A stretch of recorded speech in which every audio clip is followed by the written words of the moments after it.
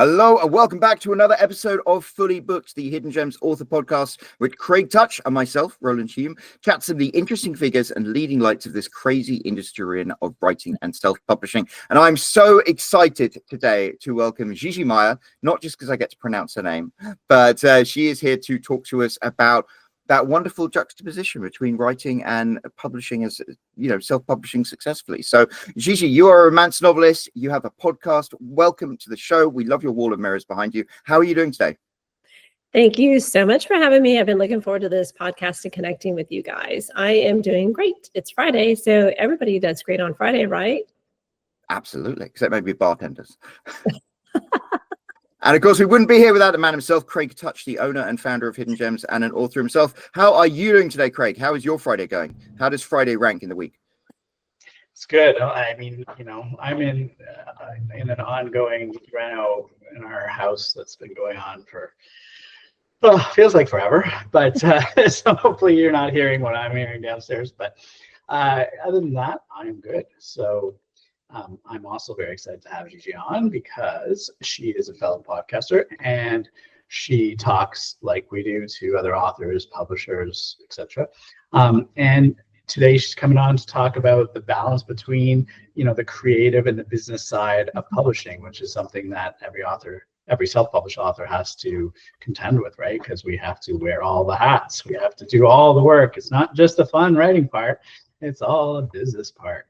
So, and finding that balance is often a difficult task for authors. So I'm glad that you're able to come on and talk to us about that. So why don't you tell us a bit about yourself and your writing and your podcast, and then we'll get into the other stuff. So thank you. Yes, I write spicy, steamy, dark, and also contemporary romance. So I have a dark series called the Canyon series. And it is tons of content warning. I tell people, please don't go in blind. Go to my website. You'll see the whole list of triggers, because the last thing I want to do is have my books be an inciting event or triggering for the reader. So I have that series. And then I have the steamy, naughty, insta lust series called The Cougars and the Cubs. And so that's exactly what you think it is. It's older women and younger men. And Marco and Diego. Oh yeah, so you've seen it. Oh yeah, I might say you have a type. They're delicious. Let's be honest.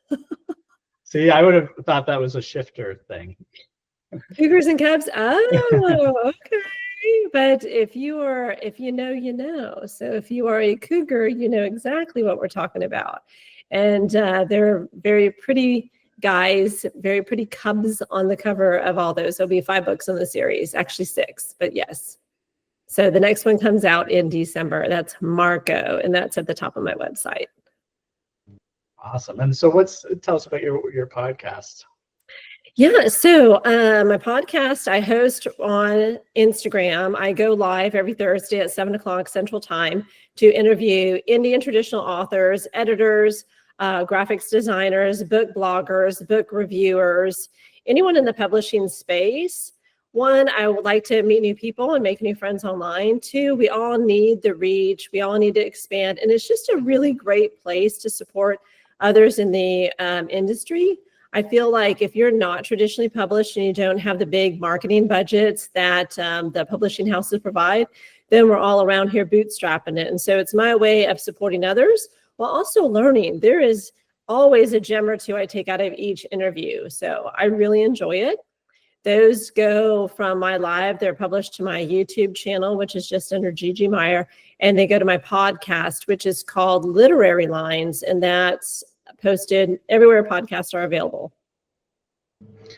That's awesome. Yeah, so that's why I think that you would be like a great person to talk about this subject, right? Because you've got both sides of it. You've got the creative side, you're writing all this romance, and then you're doing the business side of it, not just the podcast, but all the other stuff that authors have to do. You've got to market your book. You've got to, you put it up on all the different sites. If you're not in KU, you've got to, hire editors and cover designers and, et cetera, all the stuff that wears a stamp. Build your own direct sales funnel, he throws out. Or yeah, exactly. Building a direct sales funnel, if that's what you're into.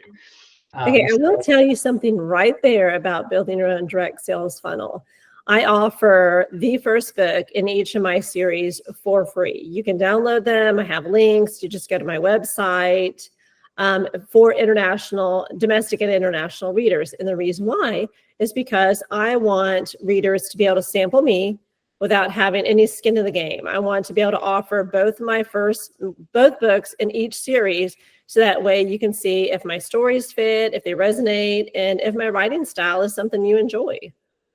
I'm so excited to talk to you because you have that juxtaposition between this. You're not just a writer, you are now your own independent publishing house. And I think what's so exciting is the fact that that is a viable business concept. And I mean, I got into writing to be a commercially successful author. And, you know, I was very small fry, but I got up to like making $14,000 a month. So I was like, this is a viable model. And it's like, there's no reason why, if you are a writer, if you're committed to things and you're willing to change and adapt and be agile and actually write what people want to read rather than what you want to write, you can make a living out of this. And it's so exciting to bring somebody like you on board who has that same vision.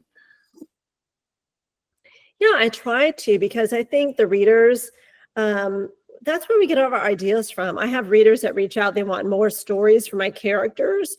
I have ones that want bonus content. I have this brain trust, and there are 4 ladies that have been with me since my very first book. I'm 10 books published.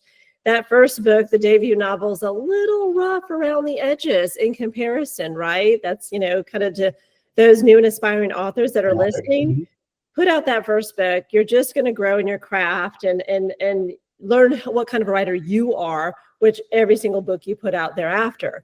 And so I have 4 ladies that have been with me. They're called my brain trust, and they help me decide tropes, characters, what we want the storyline to be. And so I have these 2, the dark and the cougars and cubs. And then next year I'm putting out a biker series because bikers are super popular. And then we'll see where it goes. So yeah. We're both biker authors ourselves. They've been popular since we started in this game like 10, 12 years ago now, or 10 or 11 years ago, I guess. And that was when I think it all just sort of, the biker stuff started, right? I think Sons of Anarchy was big at that time, and you know, and then just, we started writing biker stuff, and now it's like this trope that just keeps on going. Well, I have to say, because I write spicy reverse age gap, which is, you know, the older women, younger men, my bikers are not motorcycle club or Harley. They're going to be those street bikes. Oh, the pocket rockets. Or crotch rockets. Yeah. Yep. But it's going to be those, because it's interesting. Through the power of social media, I connected with a gentleman who is a videographer, and he goes to those racing events, and he has amazing work. And so connecting with him, he said, "Hey, I saw your interest. Would you need cover models?" And I was like, "Yes, I would. Thank you for reaching out." And so we've been going back and forth. He only shoots that. And so we developed a relationship. And so he's going to be helping me with my cover development for the series that comes out in 2025. Because apparently when you're a racer, you know, you wear that zip up, you know, there's leathers, right, for protection, but all of them unzip and they kind of take the top down and it hangs. So that is good motivation. I've seen that look on. Yeah. And I mean, it's great to have the ability to get unique cover art, right? So many authors have to rely on deposit photos or you know, all the different websites that sell the stock imagery, and they're sort of getting tired of the same old pictures again and again. And you know, we've talked a lot about AI imagery, and a lot of authors are against that, so they don't want to sort of turn to AI to generate new imagery, but often it's really expensive to hire photographers to do a shoot and get you brand new images, right? I mean, part of that's the magic of being a writer. I mean, isn't that the wonderful thing? Maybe even if you don't make a gazillion dollars doing it, if you are able to do wild and cool things like that, in which you support other creative people doing creative things, isn't that what the magic of being a writer is? And isn't that the magic of being a commercially successful writer, that you can actually afford to do things and expand the impact of creativity? No, I completely agree because like I said to you guys earlier, we rise with the tide. So we need to support creatives. And I know that AI is a big controversial right now, but I thought it was ingenious that if I can help support him and expand his reach, he'll expand mine. And that's what I mean by that phrase that I always use. And you're right, it is hard because we all seem to be recycling the same cover images. And I've even gone so far as to contact the local photography departments at these colleges. I'm in Houston, Texas. There's 5 colleges in my hometown, which I'm very lucky to have. And I've asked them, do you guys do photography? You know, do you have, your own stock images that I could use? And a lot of the photographers do a model photographer swap. And so that's another way to get images that they're not put out there for the public. They are shared between, because they're both trying to grow their exposure on social media. And then I come along, I'm like, okay, so do you have these, young hot models that I can use as well? So that's a tip for those that are listening, reach out to your local colleges and see what you can work out. Yeah, that's a great tip. I mean, I think that that's often what those kind of things, those like sort of out of the box thinking, where you can just, do something that no one else is doing, and it's you get a bit of an edge, a bit of a way to stand out from everyone else. Doesn't really cost you anything more to make a phone call and see if it's there. And worst you hear is no. Well, I do have to say on one of my covers, the Cougars and Cubs is all stock photography at this point. And so one of the Cubs in there, yes, I see him all the time on other people's book covers as well. So we share him basically. I have so many conversations with other authors and I'm like, oi, my boy's he's cheating on your book cover because I've got him on a book cover here. And then we'll talk to someone else. And it's like, there are a couple of like very promiscuous cover models. So I love this. Yeah, you get to. If you can get a pose that no one else has, though, then it's okay to have the same guy. Well, I was going to Photoshop, and I was like photoshopping the head of one and putting the head on another, and I'm like, it starts to get Frankenstein-y when you get to this point. Yeah, for sure. Yeah, 2 different skin tones. Yeah. Yeah. So okay. So you have all of these different things you're doing. So tell us, how do you balance being able to do all this, to do the creative side of it, do the writing, and run the business? What are some tips that authors can do to manage all of that, especially when they're feeling like overwhelmed by all the stuff that they have to do on top of writing? So I love this question, but I think it really depends on what type of person you are fundamentally. So I'm a pretty organized, I'm a single mom with 2 very active children. And so that overlays a structure onto me already, right? We have car line drop off, we have car line pickup. And so in that time, I know I only have a finite amount of time to do these things during the day. So I'm a planner, although on my writing, I'm a pantser. So it's like, yin and yang. But how I organize my day is I start the night before, right? So I go through, I plan my day, put down everything that I need to get done. I go to bed early. I wake up, I'm working at 6 o'clock in the morning, that little bit of time before the kids to go to school. And then I focus, each day has a theme. I try and write every single day. That's my minimum, my non-negotiable, that's your needle moving activities. And then beyond that, I know that I have to put a newsletter out on Tuesday. I have to write a blog post to go up on Saturday. I know that I do my Let's Go Lives on Thursday. I have to do the confirmation of my guest and the pre-marketing graphics on Sunday. So between my daily schedule and then having these, for lack of a better term, theme days, that's how I try and get it all done. The admin side, I've tried to put it on a Friday.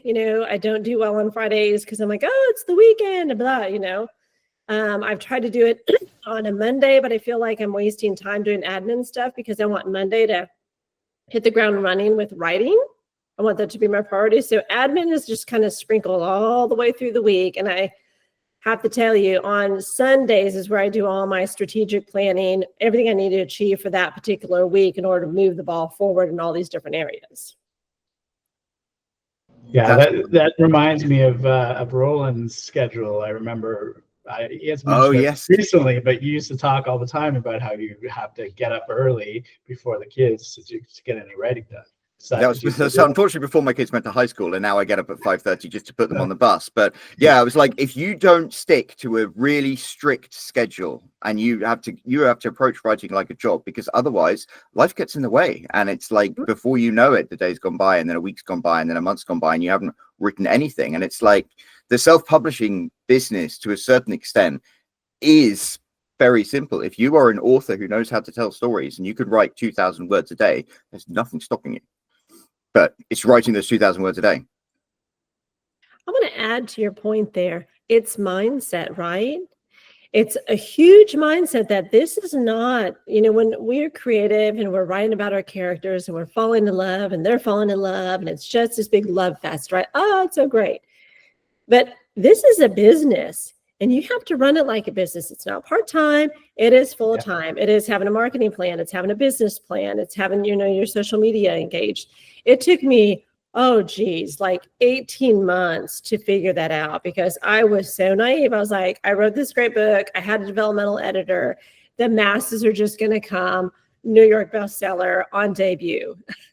And that's not true. I say to people all the time, you're picking to be an author every single day, whether you get a bad review, you get, your social media deleted, any bad hits you take, you still have to agree to be an author and pull yourself up by your bootstraps and continue on. Yeah, Oscar Wilde said we are verbs, not nouns. So you're a writer if you write. You have to do the physical act of writing. Yeah. Mm-hmm. And I agree. We've talked about this many times to authors in our blog and here in our consult calls. I completely agree. You have to treat it like a business. And I mean, as much as authors kind of like a lot of authors became writers because they didn't want to do a regular job and they didn't want to necessarily become entrepreneurs.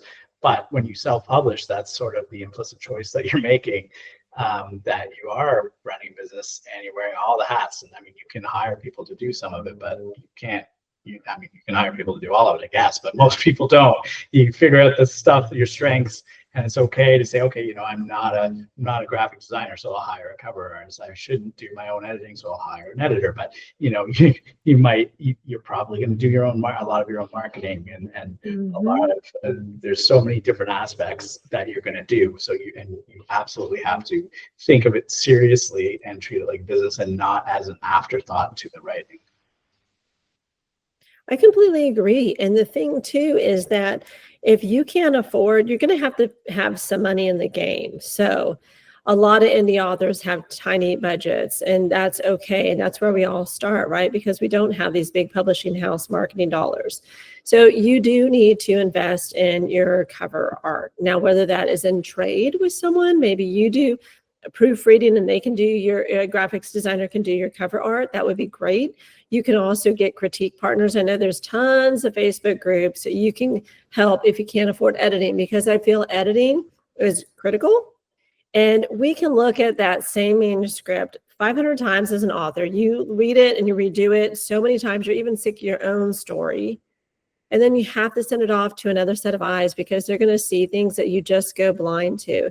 And I'll be honest with you, I tell anyone that knows me, my ARC team, my street team readers, if you find a mistake, please, by all means, let me know, reach out, because I am fortunate enough that I do have a team. I have a developmental editor that I've had to change my team members because they haven't been a right fit, or they drop off, or their life changes. But I have an amazing developmental editor who's my ride or die. I have a line grammar editor. I have 2 alpha readers that will catch everything. I have then 4 beta readers. It can get through all those sets of eyes and still have a mistake. And I don't understand how that happens. But if you don't have the money, there are resources in other ways. You just have to have a little bit of ingenuity and put yourself out there. It's scary, right? But if you get told no, keep going. You're not talking to the right person. My gosh, how many times I've been told no? Shoot. I'm like, you're not going to be on my team. You don't believe in my work and my stories. And so I thank you right up front that I've determined that you're not a right fit for me. No hard feelings. Yeah. I mean, listen, I've read traditional published books that have spelling mistakes or multiple double words or whatever, and they're hiring, probably much more expensive editors than I'm hiring. So can I tell you our secret? I read Hillary Clinton's book, and I literally have a picture on my phone, and it has this huge typo. And I'm like, okay, if Hillary Clinton's book can have an error, then we're all okay. Exactly. I don't think people are gonna, say, oh, there was a typo on page 47. I'm never reading something by this person again, right? Yeah. They'll just put it in the review. Yeah. They will. They do. And then you get free. It's basically free editing that way. Crowdsourced editing. So I guess I agree that the easiest way absolutely is to be scheduled and focused and have your sets of tasks and whatever. But I guess not everyone works that way, and I guess you know that because you're a pantser as in terms of writing, which I don't even understand that part of it. I'm definitely a plotter, but what about people that aren't as organized? Is there any sort of tips for how they might still have a balance there? Yes, because I am convinced that you can call it God, universe, fate, brings people into your life that are exactly opposite of you. And I gave birth to one, and then my soulmate sister is one too. They are chaotic, they are messy, they are wild, they can't remember anything that you tell them, and they'll tell you the same story over and over. And so I was literally, before we got on this, I've been talking to my sister about starting her own podcast. And so distilling it down, and she gets overwhelmed because it is overwhelming. It's between equipment and platform and guest, or do I do, the talking head kind of a thing. And so I'm very strategic in that way. And I'm like, okay, let's reduce it down to the minimum steps. You can do interview style, you can, Google the equipment, you can buy it on Amazon, you can have it delivered. So when I have those people that aren't as structured, they're all around me, I try and not overwhelm them with facts or steps. They just need to know the first one or two. So if you're a new and aspiring author and you don't really know what kind of a writer you are, or you're not an organized person in general, what are the one or two steps you could do every day or this week that can move the ball forward? That would, at the end of the day, make you happy. So when you get to like Friday night or Sunday morning, I did 1 and 2, and I moved the ball forward. And that makes me happy. And we're proud of ourselves, right? Writers have a lot of guilt. There's a lot of guilt and angst and doubt and fear around everything we do. Absolutely. And that's good advice. I think, when you have a complex task, you always want to break it down into smaller subtasks and smaller until you can see progress. And when you see yourself making progress, I think that gives you more confidence to go further and to do more. Whereas if you don't do that, you're overwhelmed by this massive task that you just can't face, and so you just don't do anything at all. And I've seen people where there's a deer in a headlight, like they don't know, they can't do anything, they just stop because it just feels like it's too overwhelming. But when you break it down and you do those first few tasks, then you see, okay, this can be done. It just, it's just a matter of parting it out. And we need quick wins. Quick wins is how we motivate. And so they can be teeny, teeny, tiny, right? It's just teaching yourself the practice that I'm just going to open my laptop today. I'm going to open my laptop. I'm going to sit down. I'm going to write one sentence. If you distill everything down to the lowest possible, the least resistant activity, you'll find you'll sit in that energy a little longer. You're like, oh my gosh, I can write more than one sentence. And maybe one sentence becomes a paragraph, or maybe that's where the magic takes over and you determine like, oh my gosh, I like this story. I want to see where it goes. Yeah. Myself. So that's why I always tell people just start, because when you get past the hump of starting, that's where you get these little quick wins. And when you close that laptop and you may have a paragraph, you should be proud, because that's progress. That's a paragraph you didn't have before. Yeah, I like that idea of starting in almost micro steps, so exactly. That when you do them, you realize, okay, well, that's ridiculous. I could write more than a sentence today. And then you push yourself and you do a little bit more, and then you find out where your wall is. And then maybe the next day you'd be like, okay, well, yesterday I wrote 5 paragraphs. So I should be able to at least do that, right? And maybe that's how you set your goal and what you're able to do. And then as you get better at it and you do it more, then you'll see, okay, well, next, now I can write 10 paragraphs now, and you just keep moving forward that way. I think that's a great tip. Yeah, because wins build on each other. Yeah. And if you're a baseball fan, base hits can win the game. It's not always home runs, and home runs are very rare. So they're like, just get a base hit, you'll advance around the diamond and eventually score.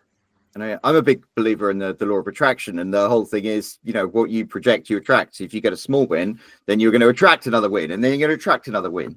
And so, yeah, and it can feel good. It can be what makes the difference. You get up in the morning and just being able to have that one win is like having some quantum of control over your life in general. So I don't know, it's always a good thing. Score that win. So, Roland, I love that statement, because what I think in life in general, what I've, by the time you get to my age, you learn a few things, hopefully. But I feel like the good feelings are so subtle. They're like little tiny whispers, but the negative feelings, the dread, the worry, those are just loud in our head, right? And so it's really hard to recognize the subtlety of the goodness, the kindness, just the warmth you get in your chest when you are proud of yourself. And so I always tell people, you really got to tune out the loudness of the negativity and dial into the quietness of the good. I love that. Mm-hmm. Yeah. And I think people are more susceptible to those negative thoughts when they spiral, right? And when they have a positive thought, depending on the type of person they are, they often will sort of not dwell on that so much, right? But when they have that negative thing happen, you're focused and you're fixated on it. And so I think that is part of the issue is, they get caught in that, but then they don't get caught in the positive where they're like, okay, let me spiral up from the positive. They just spiral down from the negative. Yeah, unfortunately, that's human nature, right? We ruminate on the negative, and when we have victories, they're so short-lived and just very under-celebrated. And it's tragic, but I feel that's a commonality amongst mankind. Well, speaking about that, let's imagine for a second that you're an aspiring author who's listening to this, and maybe you published a couple of books. Maybe they've got a few reviews each, and you've experimented with advertising, but you haven't made your money back, and you can't really afford to, and stuff like that. What would be perhaps a good low-hanging fruit to get that small win to just start heading in the right direction? So I love this question, because I feel as an author, wherever you are in your career, whether you're 2 books in or 20 books in, it's always having to test the market and pivot, right? So what may work for Craig and Roland is not going to work for GiGi. And I may do the exact same thing. You might find commercial success and I find nothing, And so it's constantly having to test the market and see what works for you. And so what that means is social media. So social media engagement is free. It costs nothing. It's only your time. And a lot of people are like, oh, the biggest complaint we get and we hear in society is I don't have time. Yet you do.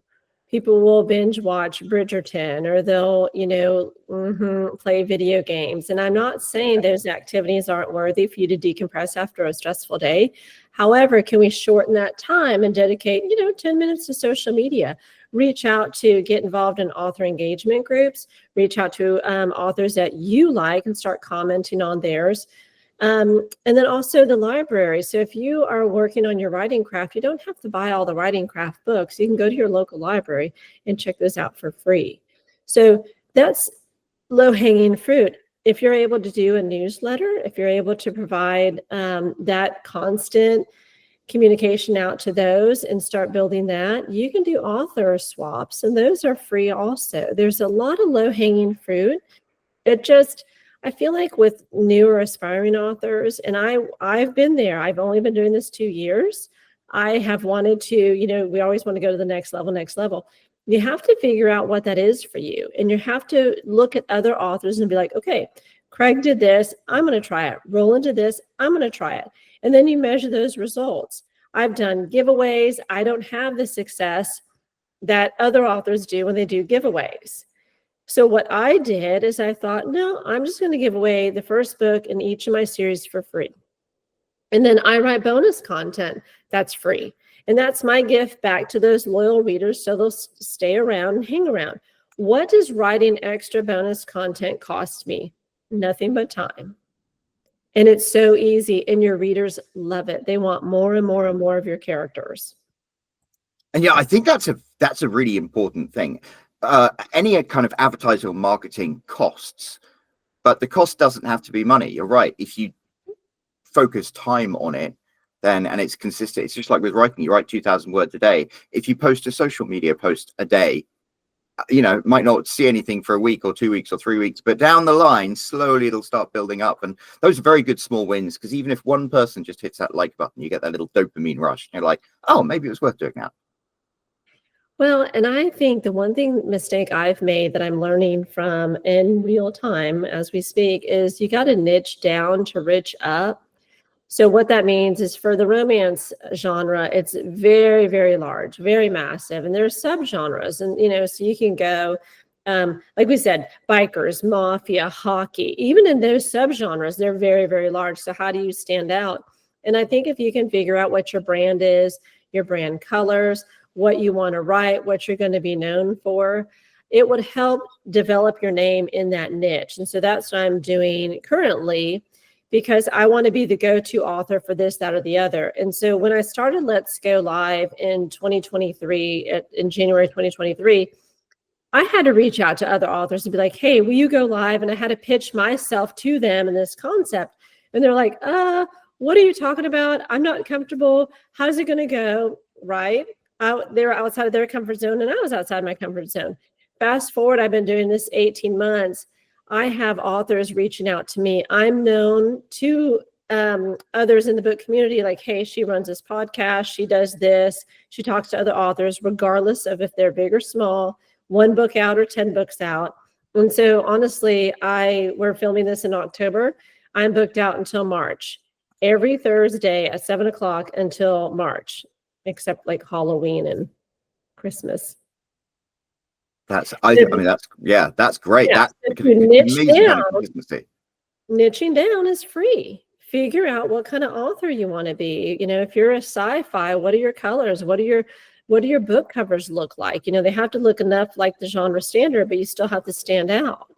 So that stuff is free activities, but it's a little bit of hard work. And again, you have to do some research, you know, go to YouTube, walk into your independent bookstore and see when you're on the bookshelf, you want your book to be there. What does everybody else look like? Yeah. And I like the tip of taking back a bit of that time, because we all have, you know, if we look at our days honestly, you know, we can all find a bit of time where we're doing something that, you know, yeah, you do need to decompress, you do need to relax, but sometimes, you know, you don't need to do it as much. And even if you pull back 10 to 15 minutes, that's not going to make a huge difference, especially if you're spending hours watching TV, playing video games. Pulling back 10 to 15 minutes a day is not going to make a huge difference towards that activity, but it could make a big difference towards your business, and which is writing and publishing, and depending on what you put that time into. And then as you go, you might find that you enjoy doing it, and so maybe it becomes a little bit longer and you get into a habit, and that's what you really want, right? So you want to form those habits. I think that's part of why scheduling time like you do to do certain things on certain days, you get into a habit and it just becomes easier. Anything becomes easier once it becomes a habit. You've done it enough times, right? Now TV is maybe people's habit, but if you start making, you know, your business a bit more of your habit, then that becomes easier and easier to do. Well, I'm going to give you this crazy little tip, but habit stacking, you know, we've all heard of it, and you combine like things. So we all have to floss our teeth. We're all supposed to, right? So I floss my teeth in the shower. Everybody enjoys a hot shower. You don't necessarily want to floss your teeth. And so I just do it there, right? So you can floss your teeth and get a warm shower. So I took that same concept about taking something that I don't always think I have time for and combining it. When we all eat, a lot of us cook, meals from scratch, or you cook at home. You're not always going through a drive-thru or always eating at a restaurant. So when I'm cooking and I'm browning meat, that is 5 minutes or 10 minutes or how long it takes to cook your meat that you can be on social media engaging. Liking, commenting, reaching out, joining an author engagement group, finding like readers. And so I think if you can look at your life and stack habits together, you can find little bits of time.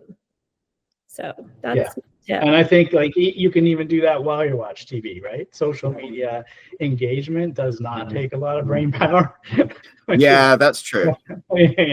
Let's be honest. And neither does TV, right? So you could be watching a show, but you can just be on social and liking and doing all that stuff. Yeah, authentic engagement is where it's at. It's slower, but you develop relationships.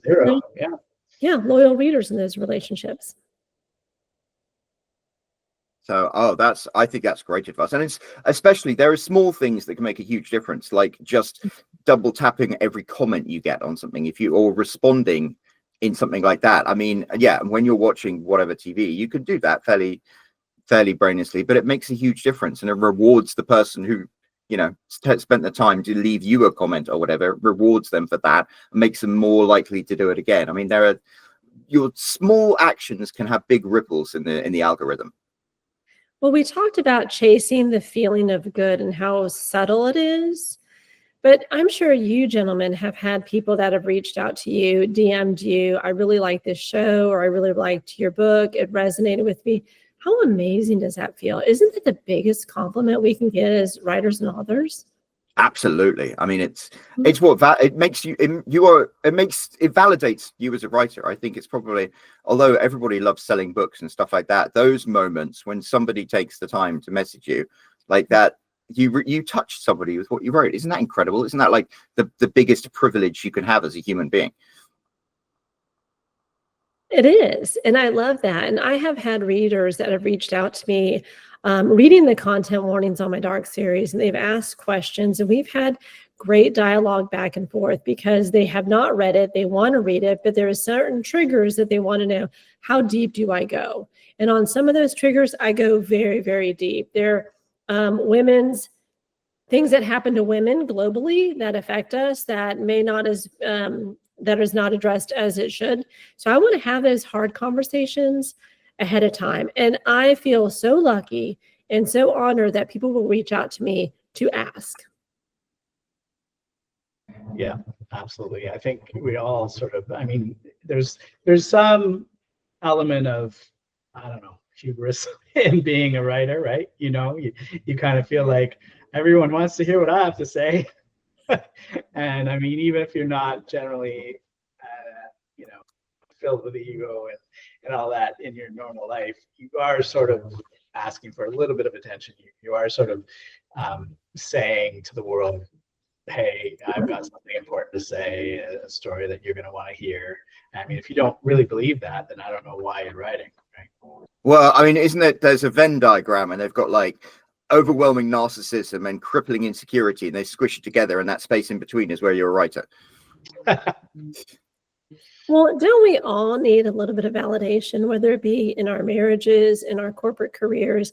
Everybody needs validation. I don't know if it's necessarily like an ego, but I think everyone wants to be accepted. That's just a basic human need. We want to be accepted. We want to find our tribe of people. We want to be loved. We want to be nurtured. And I feel that as a writer, we're putting ourselves in a very precarious position. There's lots of vulnerability and insecurity around it.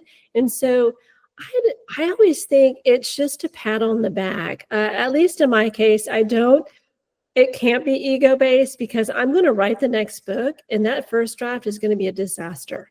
And I'm going to be like, no one's ever going to read this garbage. I don't know why I'm an author, right? So we get all that imposter syndrome that comes up. So to me, it's nice when you just get a pat on the back, because then on to the next book where we start the cycle over again. Yeah, but you do believe that you can make it into something, even if that first draft is terrible, you can eventually turn it into something that people will want to read. And I think there are lots of people out there that just don't have that belief that they'll never be able to write something that would be of quality. But I agree. Like the first time I wrote something and published it to Amazon, and those first few people that bought it, that was a crazy rush. That was like, oh my God, like people are paying money to read something I wrote. Like it was, wow. I mean, you know, and then you're always kind of chasing that rush. You want the bigger audiences. That's yeah, it's one of those things, the rush, I guess.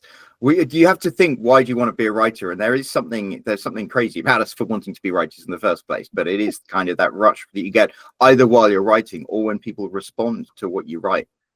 Yeah, comments. Even, I mean, you know, you get those negative reviews and a lot of people take them very personally, but then there's other people that are like, any publicity is good publicity. Right? So getting negative reviews means people are still reading your book. Might not be liking it. I love all reviews, because when I finished writing the third book of my the Canyon series, it was dark, deals with some really heavy issues, and so I was looking for a palate cleanser. But at the same time, I'm like, let me take a break in my writing to go back and read all the reviews to date and see, like, is it the story or is it me? Is it my writing craft? Is it my pacing, my tension? And I learned a lot. So on the second series, which is the Cougars and Cubs, I revamped my writing. I went from single POV to dual POV. I made the sentences shorter, snappier, a little bit more description here. So I read all my reviews, and I know it takes some alligator skin to do it. You got to be tough.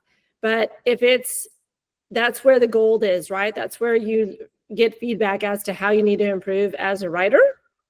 If they don't like my characters, or they're like, oh my gosh, she is too in your face, or she cusses too much, those are perfect. I love those, because that's when I know I wrote a character so real.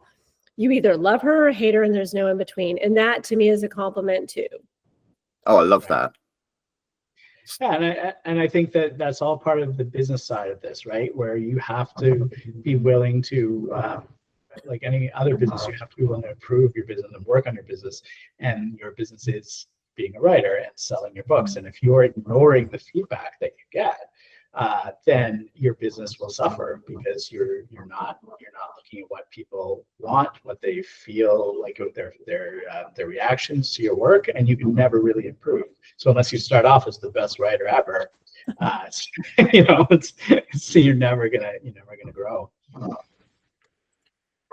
Well, we're approaching the top of the hour, so very quickly, before we ask you, Gigi, just share where we can find your books and everything like that. Do you have any final questions, Craig? No final questions. I think we've gone over a whole bunch of interesting tips and ways that that authors can, you know, figure out ways to balance the creative and the business side, and take back some time that they're wasting, or you know, organizing things in a way, breaking things down into such steps. I think those are all very, very useful tips, and hopefully that will help some of the authors listening to this that might be feeling overwhelmed and thinking, this is, you know, I didn't get into writing to run this business. I came to write.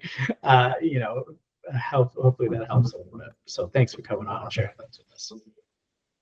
Yeah, thanks for having me. And I do want to say, get support, you know, find other writers in your community. If you don't have support in your home or in your circle of influence, reach out to people online, reach out to me, DM me. I have a ton of contacts now, just because I have tried and failed at a great many things, and have reached out to other people like, oh my gosh, how do Facebook ads work? How does this work? Do you do this? Do you run your own Discord? I asked a zillion questions, and that's how I have some really valuable author friend relationships.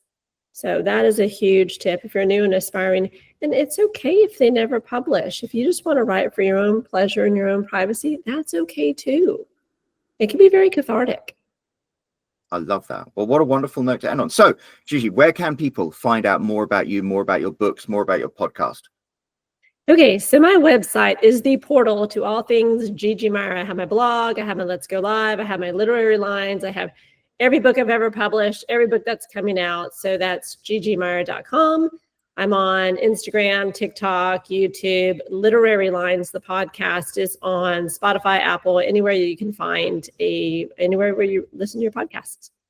So that is wonderful. Well, we will pop a link to your website down below in the description. So everyone, make sure you scroll down there, click on that, and go in and check out GiGi's stuff. But you know what? As you go down there, you'll pass this huge empty comment section. So why don't you tell GiGi how much you appreciated everything she shared with us today by leaving a comment?